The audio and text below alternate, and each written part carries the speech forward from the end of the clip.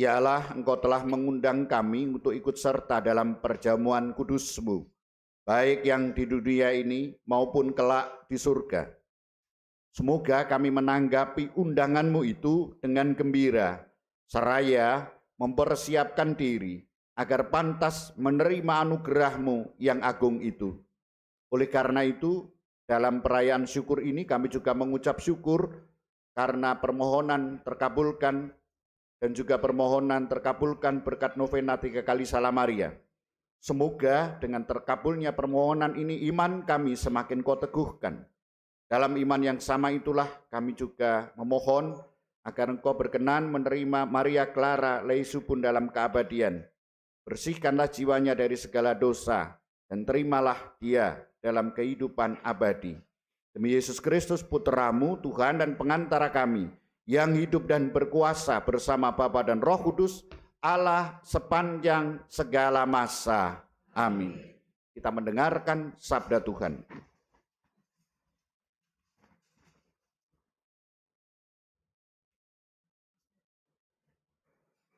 Bacaan dari kitab Yesaya.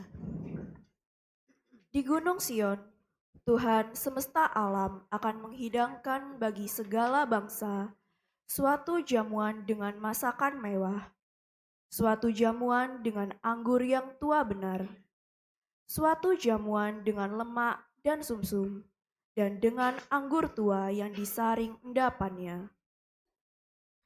Di atas gunung ini, Tuhan akan mengoyakkan kain kabung yang diselubungkan kepada segala suku, dan tudung yang ditudungkan kepada segala bangsa.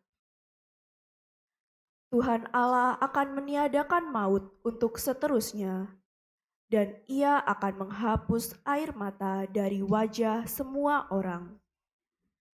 Aib umatnya akan Ia jauhkan dari seluruh bumi, sebab Tuhan telah mengatakannya.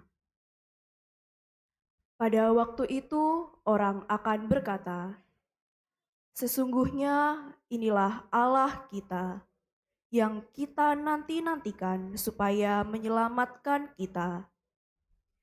Inilah Tuhan yang kita nanti-nantikan.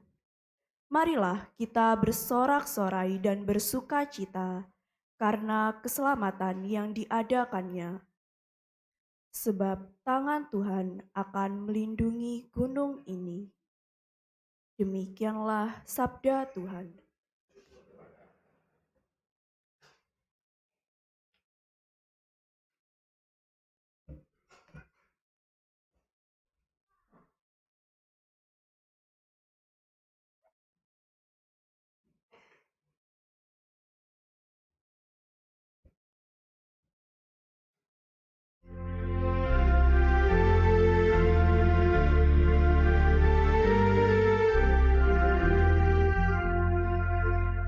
Berbahagialah yang mendiami rumah Tuhan. Berbahagialah yang mendiami rumah Tuhan. Tuhanlah gembalaku, aku takkan berkekurangan. Ia membaringkan aku di padang rumput yang hijau. Ia membimbing aku ke air yang tenang dan menyegarkan daku. Berbahagialah yang mendiami rumah Tuhan. Ia menuntun aku di jalan yang lurus demi namanya yang kudus. Sekalipun berjalan dalam lembah yang kelam, aku tidak takut bahaya, sebab Engkau besertaku. Tongkat gembalaanmu itulah yang menghibur daku. Berbahagia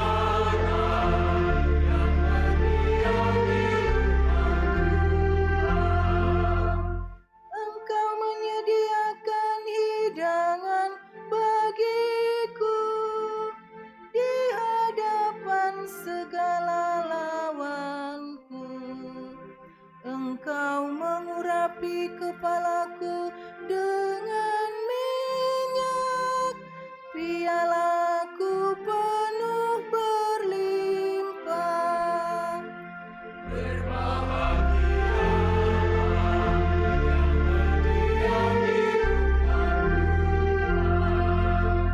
Kerelaan dan kemurahan-Mu mengiringi aku di sepanjang umur hidupku. Aku akan berdiam di dalam rumah Tuhan sepanjang segala masa.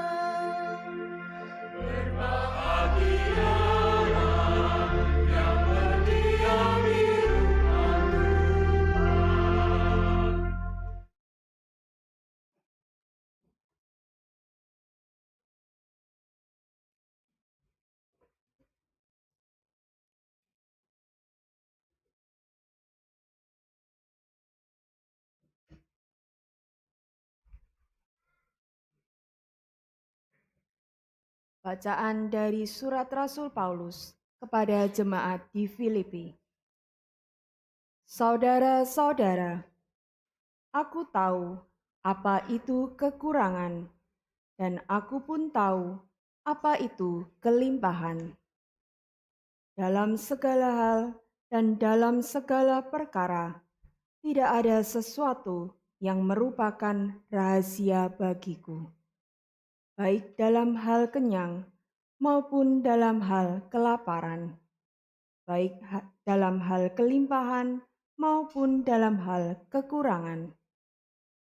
Segala perkara dapat kutanggung dalam Dia yang memberi kekuatan kepadaku. Namun, baik juga perbuatanmu bahwa kamu telah mengambil bagian dalam kesusahanku. Allahku akan memenuhi segala keperluanmu menurut kekayaan dan kemuliaannya dalam Kristus Yesus. Dimuliakanlah Allah dan Bapa kita selama-lamanya. Amin. Demikianlah sabda Tuhan.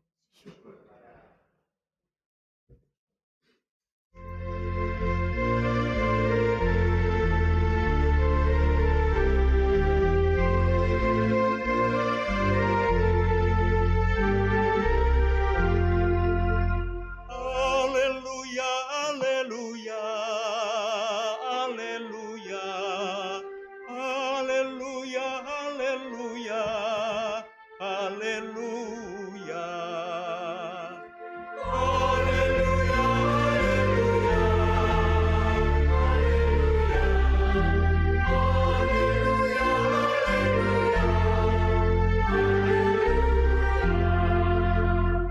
semoga Bapa Tuhan kita Yesus Kristus menerangi mata hati kita, supaya kita memahami pengharapan yang terkandung dalam panggilan kita. Haleluya, haleluya, haleluya, haleluya, haleluya. Tuhan bersamamu dan bersama rohmu. Inilah Injil Yesus Kristus menurut Matius. Dimuliakanlah Tuhan. Sekali peristiwa, Yesus berbicara kepada para imam kepala dan tua-tua bangsa Yahudi dengan memakai perumpamaan.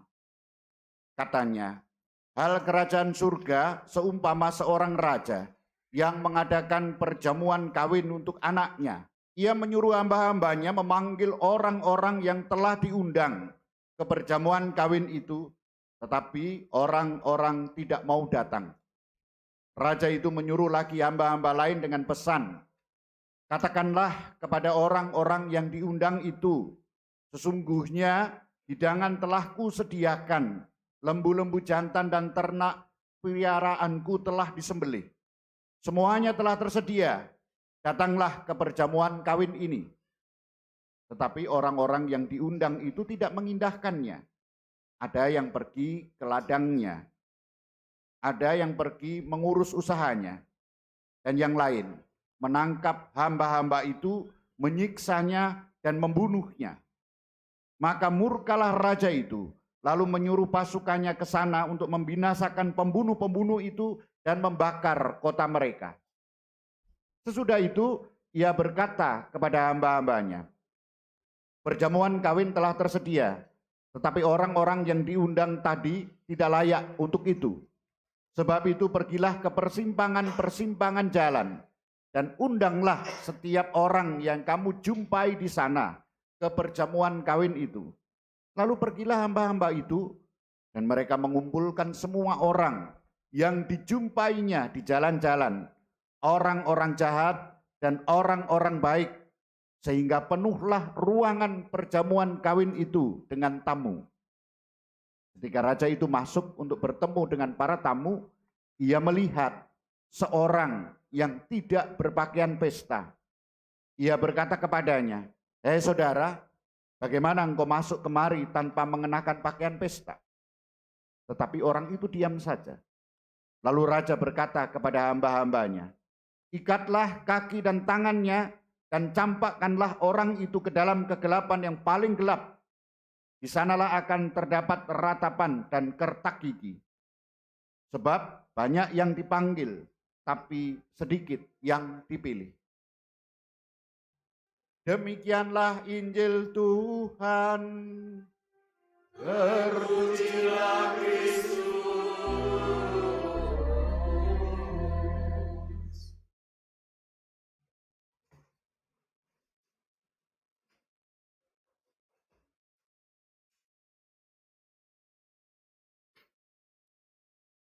Tentu sebagian dari kita pernah menyelenggarakan resepsi pernikahan untuk putra dan putri kita. Apa yang Bapak Ibu bayangkan ketika mulai membuat daftar siapa yang harus mendapat undangan? Dalam urutan pertama si A, urutan kedua si B, urutan ketiga si C, dan lain sebagainya. Apa kira-kira yang Bapak Ibu bayangkan? Nama siapa yang paling mudah disebutkan dalam daftar? Selalu muncul begitu saja. Pasti nama orang-orang yang dekat dalam hidup Anda, dalam hidup kita, dan yang kita hormati. Memang ada yang diundang demi kepentingan ekonomi misalnya, sumbangannya besar misalnya. Ada juga yang diundang untuk menambah gengsi, orang yang berpangkat tinggi. Wah, seorang menteri datang, meskipun tidak ada hubungan apa-apa sebetulnya. Ada juga yang diundang untuk, ya kalau tidak diundang nanti cerewet, tidak enak, ngomong kemana-mana ya celuk enai lah. Ada. Bapak Ibu dan para saudara, masih banyak lagi alasan undangan, tetapi yang paling pertama pasti yang dekat dan yang dihormati. Injil hari ini mengajak saya dan para saudara untuk merenungkan undangan Allah. Undangan Allah itu bukan untuk kepentingan ekonomi, jelas bukan. Bukan untuk gengsi. Undangan itu tanda hubungan dekat. Jika tidak dekat, pasti tidak mendapat undangan. Bagaimana mau mendapat undangan kalau tidak dekat? Namun manusia dengan berbagai macam alasan, Bapak Ibu dan para saudara, menolak undangan itu. Tidak suka dengan Allah, menolak kedekatan dengan Allah dengan berbagai macam alasan. Dengan menolak undangan sebetulnya, saya dan para saudara memutuskan hubungan dengan Allah. Manusia tidak perlu Allah dalam hidupnya. Tapi meskipun ditolak, tetap Allah berusaha mengundang lagi. Namun ada berbagai macam alasan. Dan alasannya itu sangat bagus, rasional. Pergi ke ladang, mengurus usaha, konkret, rasional. Dan bagus, benar. Bahkan ada yang menangkap, menyiksa, membunuh. Semakin hari penolakan itu manusia terhadap Allah semakin kejam. Bukan sekedar menolak, tapi menghilangkan Allah. di dalam hidup, membunuh para hambanya, itu menghilangkan Allah di dalam hidup. Bapak, Ibu, dan para saudara, karena ditolak, undangan dialihkan kepada siapa saja yang mau datang. Orang-orang yang berada di persimpangan-persimpangan jalan, orang baik dan orang jahat, semua diundang. Orang-orang di jalan-jalan. Tidak ada kriteria lagi, dekat atau tidak, dihormati atau tidak, tidak ada. Semua diundang. Ada beberapa hal mendasar yang dapat kita renungkan bersama hari ini. Yang pertama, undangan itu diberikan di persimpangan-persimpangan jalan. Dan orang-orang yang berada di jalan diundang semua. Dalam situasi hiruk pikuk kehidupan setiap hari. Pinggir jalan, penuh debu dan kotoran, penuh kebisingan. Allah mengundang manusia dalam situasi yang nyata sehari-hari. Penuh debu, bising. Allah tidak mengundang manusia di rumah. Tidak mengundang manusia di gereja, di tempat ibadah. Tidak mengundang manusia di tempat-tempat yang indah. Tetapi dalam hidup sehari-hari, di persimpangan-persimpangan jalan, di jalan-jalan. Itu yang pertama. Untuk apa diundang? Untuk menikmati hubungan erat dengan Allah sendiri. Pesta perjamuan. Pesta perjamuan mengungkapkan hubungan yang erat. Hubungan erat dengan Allah. Dan itulah keselamatan. Hubungan yang sangat dekat. Dan itu keselamatan. Manusia diundang untuk memperoleh keselamatan dalam situasi hiruk pikuk yang kotor di jalan-jalan. Berdebu, bising, penuh dosa. Manusia diundang dari keadaan kotor, bising ke dalam pesta perjamuan. Itu yang kedua. Undangan diberikan dalam bentuk apa? Tidak jelas yang ini. Tidak ada surat undangan atau kartu undangan. Tidak ada. Tidak ada kartu undangan, surat undangan, atau mungkin ngisi Google Form. Tidak ada. Tidak ada itu. Bagaimana kita tahu bahwa saya dan para saudara diundang? Jelas sekali bahwa semua orang yang dijumpai di persimpangan jalan, jadi semua saja, tidak kecuali, tidak perlu kartu undangan. Semua diundang. Maka Bapak, Ibu, dan para saudara, di sini kita menjumpai betapa Allah sungguh mengajak semuanya. Itu yang ketiga. Yang keempat, semuanya datang ternyata. Ada satu yang tidak berpakaian pesta. Tidak disebutkan dia jahat atau baik. Dan yang tahu, ini yang menarik, yang tahu bahwa dia tidak berpakaian pesta adalah sang raja itu. Sebuah kerajaan, sebuah istana, pasti ada penjaga, ada serdadu, ada para hamba. Kalau ada yang datang tidak berpakaian seperti layaknya, pasti disuruh keluar, tidak boleh masuk. Tetapi ini kok tidak, dia bisa masuk ke ruang perjamuan itu. Dan yang tahu hanya rajanya. Yang tahu dia tidak berpakaian pesta. Maka Bapak, Ibu, dan para saudara, tentu yang lain juga tahu bahwa dia tidak berpakaian pesta. Tapi kenapa tidak disuruh keluar saja? Dengan demikian, ini bukan soal pakaian yang dapat dilihat oleh mata manusia. Dalam perumpamaan ini, raja itu menghadirkan Allah. Hanya Allah yang tahu. Dia yang tidak berpakaian pesta. Dengan demikian, ia melihat dan yang mengetahui Allah saja. Maka bukan soal pakaian, tapi perubahan hati yang bisa dilihat oleh Allah dari pinggir jalan ke pesta perjamuan. Maka Bapak, Ibu, dan para saudara, manusia yang lain tidak mungkin melihat perubahan itu. Hanya Allah yang dapat melihatnya. Maka para saudara, saya dan para saudara semua diundang untuk dekat dengan Allah. Bersatu erat dengan Allah. Memang ada banyak alasan untuk menolak dekat undangan, memenuhi undangan Allah. Dan alasan-alasan itu baik. Tidak ada alasan yang buruk.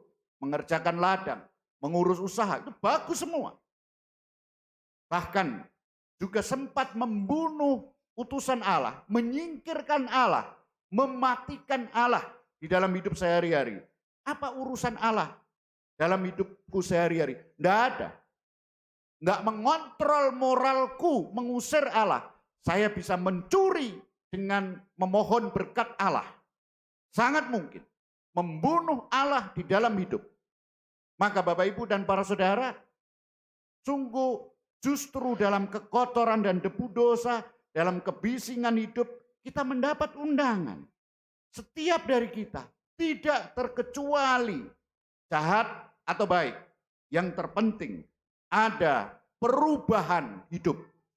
Yang terpenting ada perubahan hidup dari pakaian persimpangan jalan yang penuh debu menjadi pakaian pesta yang layak untuk bersatu dengan Allah. Ada persiapan yang serius, ada komitmen yang serius, ada kesungguhan untuk hadir dan mempersiapkan diri, tidak menyepelekan undangan Allah. Yang tahu bahwa saya dan Anda layak atau tidak hanya Tuhan Allah. Maka para saudara, saya dan para saudara sudah memenuhi undangan Allah itu. Hari ini, pagi ini, setiap kali kita ekaristi, yang saat sekarang sebatas sungguh-sungguh kita merayakan ekaristi, Allah mengundang saya dan para saudara dalam hidup setiap hari yang nyata. Dari kehidupan yang nyata, setiap hari yang kotor, berdebu. Benarkah kita menghadiri undangan ini dengan serius, dengan sungguh-sungguh, atau sama saja, tidak ada perubahan? Mungkin pakaiannya berubah, tetapi benarkah hati kita mempersiapkan dengan sungguh-sungguh? Apakah kita juga membersihkan diri dari debu dan kotoran sehingga kita layak bersatu dengan Allah? Bapak, Ibu, dan para saudara, kita hadir, diundang dan datang dalam perjamuan keselamatan oleh Allah dalam ekaristi ini. Benarkah kita mempersiapkannya layak untuk itu? Berkat Allah senantiasa menyertai kita semua. Amin. Kita hening sebentar, kita kembali kepada diri kita masing-masing. Benarkah Bapak Ibu, kita sungguh menyadari bahwa kita harus mengubah hati dan hidup kita dari persimpangan jalan ke pesta perjamuan ekaristi ini? Bagaimana dengan kita?